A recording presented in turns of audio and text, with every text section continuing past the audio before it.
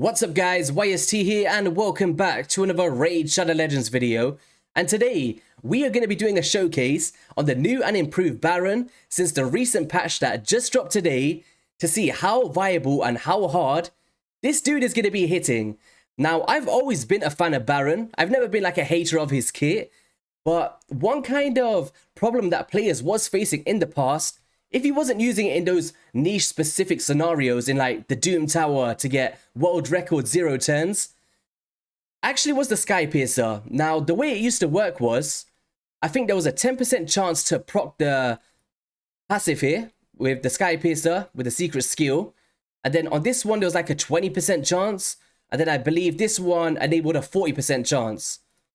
So every time that you took this champion into a battle, there was that RNG aspect to enable the Skypiercer, and even if you did unlock it, it still wouldn't just pop off straight away. You would have to take another turn in order to get this out.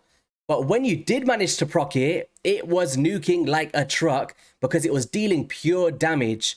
And I believe it was one of the only champions, if not the only champion, that read as pure damage in the kit. Might just be because it was an older champ that came out ages ago, and now they kind of just say 100% ignore defense or something like that. But basically what this champion's doing now is attacks all enemies and will ignore shield buffs and block damage buffs, as well as 50% of the target's defense. Now this is insane. I can't recall any other champion that can do an AoE and ignore it up to the capabilities of this as a void champion as well, so you don't get those weak hits unless you hit like a reaction proc or something. But I think the only way I would want to change this, if I was just going to complain a little bit, would be to ignore unkillable instead of block damage. And that way we would be able to ignore like the Swift Parry sets or someone like a Leorius with the passives. I think that would make it more viable for PvP in particular. Block damage, I can't really think of too many scenarios. Maybe if you're facing like a Helicath or something like that. But I think the main source that you need to focus on here is ignore the shield buffs. Because as we know, there's like bolster metas in the game with that gear set. And you got like net crits in the game. And champions like Baron, I'm hoping is going to come through and absolutely shred. I haven't done a lot of playtesting. I kind of want to be surprised through this showcase. Also, this surplus damage on the A1 is actually pretty nice in some scenarios. I think it shines the most in campaign battles. A drop defense that is guaranteed, so it does not require accuracy. So if you want to face specific Doom Tower bosses when you get to the higher floors, or maybe just like a drop defense for the Iron Twins because you need like 550 accuracy, a champion like Baron is going to enable you to just place this debuff, but it is only on a single enemy. Righteous Charge is pretty nice, but the damage increases according to the number of buffs on this champion. But I have seen some really nice numbers in the past before the buff that just came out. I am lucky enough to have a Soul Reap Blessing on him. Just a 1-star, I managed to buy it from the Soul Market, which was pretty cool. And what we've done today is we've gone for a full out damage build. I'm looking to nuke with this guy. No messing around. So we've gone for savage builds. We've gone attack percent on the chest plate, attack percent on the boots. And we're just trying to ignore as much defense as possible to coincide with this Skypiercer ability. We've also gone for the Helm Smasher to try and ignore some more defense. And I'm hoping today that we see a crazy amount of numbers. In terms of my overall stats, I am not the best owner of gear in the game. I haven't got any empowerments on this champion. So as far as my account lets me, in Savage build, we've got a 6.1k attack. We have gone for 177 speed. And I think he got a buff by 10 speed with this patch as well. So before, well yesterday, this dude was only having 167 speed, which is pretty nice. We got 100% crit rate, 253% crit damage, and no accuracy because that debuff is guaranteed. So what we're going to do is we'll showcase all of his kit today. Why not? So what I'm going to do first is show you the campaign and how this can kind of work. Let's go into 12.6. I just want to showcase the surplus damage. So if we just do the A1s here with a 1-time speed. Boom. 216,000 damage or something on the left. Come through again. That 316,000 as well. I'm not sure the exact numbers, my apologies, with how this scales. But in terms of like lower opposition, you can absolutely shred with this. And a way that I used to use him in the Doom Tower was in some of the secret rooms and stuff like that. I would just make him use his A1 and his Skypiercer only, because that surplus damage was dealing a nice amount of damage. All right, let's go into the stuff that you guys are probably here for. Let's go into... Actually, Joe, I want to be surprised. I set this up in the Dragon's Lair, and I want to see how hard this dude can hit. And then we'll do the arena straight afterwards. So we're going to get our increased attack buffs up. We've also got the attack leader 33%, which is really, really solid. Poison going out. Poison going on ourselves. And here we go, guys. Moment of truth. We got a one-time speed. How hard is Baron going to hit with this 50% ignore defense with our gear sets and our masteries? Let's go. What was that? 269,000 damage. What? Yo, on a single attack. It's not even a double attack. That is insanity. All right, let's do this again. What? That is crazy. I want to see if we can proc the surplus damage just from the A1. I'm not sure if we can hit that hard on an enemy, but let's see. So if we just do an A1 here. Oh! 500,000! 500,000! What? You guys seen that? You seen that? That A1 impressed me more than... What? I've never actually tested it in this way. I have obviously known it could hit hard, but I didn't know with the perfect scenario you can hit that hard. All right, let's try the A2. 318,000. So just to wrap that up, this dude can absolutely shred with all abilities. That surplus damage. I wish I could know the numbers. If there's any mathematicians watching this video right now, let me know below how that kind of scales, because I like to learn new things, and surplus damage is something I don't really have much knowledge in, if I'm being completely honest. All right, the juicy parts. Let's get into the arena, guys. So we're just going to try and shred, pretty much. So let's just go through here. Boom. Do you know what? I want to try that surplus damage on this team. I think we can one-shot the Morley because of the way that people traditionally build her. Let's do a one-time speed. Okay, so 140,000 in the arena against a relatively nice team here.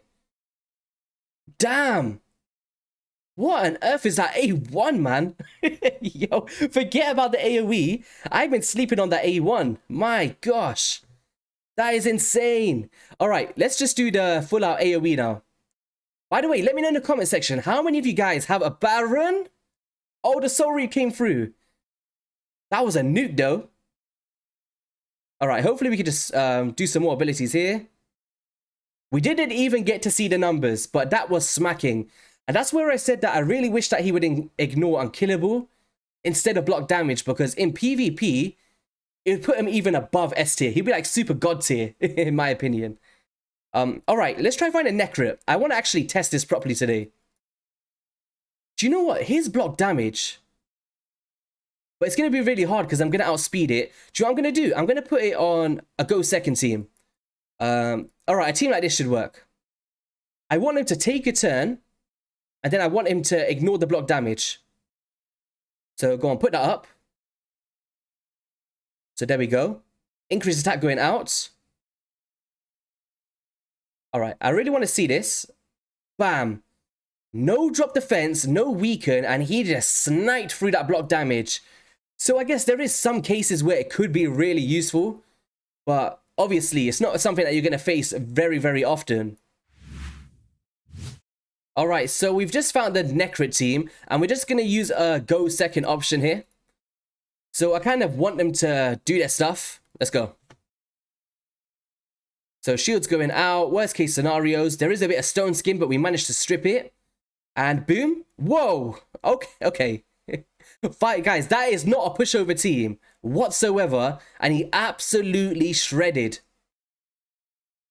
Damn. That's insane. That is insane, man.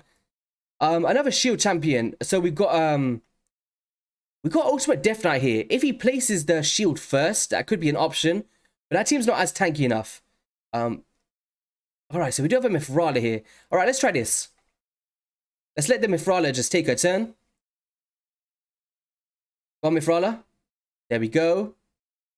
Oh, we got Nukes. Oh, they had to ruin it for us. All right, let's just get this on a 2-speed again. We got a fear on. All right, nice. Can we just get one hit, please? Don't get a true fear proc. Bam. Oh, double Reapers. Yo, that was crazy. All right, now I want to test out the surplus damage here. Let's try and get some... actually, let's just strip them now. Strip them all. Let's do boom. All right, let's get a 10 meter boost here. Don't kill him. Nice.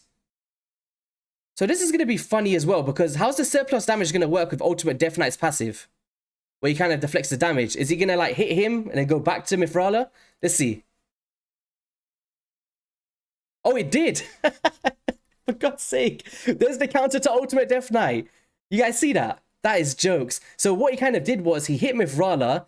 It got deflected with the passive back to Ultimate Deathknight. But then the surplus damage from the Ultimate Deathknight went back to the Mithrala. It's a bit of a mind-boggling situation, but that's pretty much how I've seen it work there. All right, let's see if we can get one more team. Look at this dude. I've got full respect. Let's take in a second of silence for the respect for this man. Monkey Ankle. You got the Deathknight and the Ultimate Deathknight in the same defense. You just need to 6-star this dude. I don't know what you're doing with the 1-stars. All right, we'll try one more team here. I really want to showcase against tanky teams because it's just one of those situations where he's an S-tier nuker and we need to try that against proper teams to see the scaling of his damage potential. So drop attack, drop defense, and boom. Oh. This is nuts, man. This is crazy. So that's kind of the arena anyway, and the place that everyone's probably most excited to see him. And let's just finish off with how I'm using him at the moment with the Doom Tower. So traditionally, I'd have a Leorius the Proud.